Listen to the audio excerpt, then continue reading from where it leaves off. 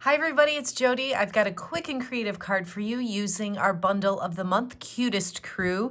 It's an absolutely adorable bundle, and my card is quite straightforward. So I don't have a whole lot to share with you, just a few tips. So you'll notice that there are a variety of circles, sizes, and colors on the card front. I used the stylish shaped dies, and I just wanted to show you the sizes that I used.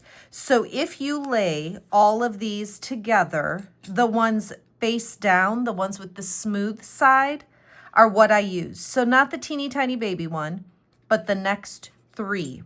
So not the teeny tiny, not the two biggest one. These three are the ones that I used to make these circles. The other thing I wanted to share is that I went ahead, these are two separate images. The birds and the So Glad We're Friends are two separate images. I put them on one block.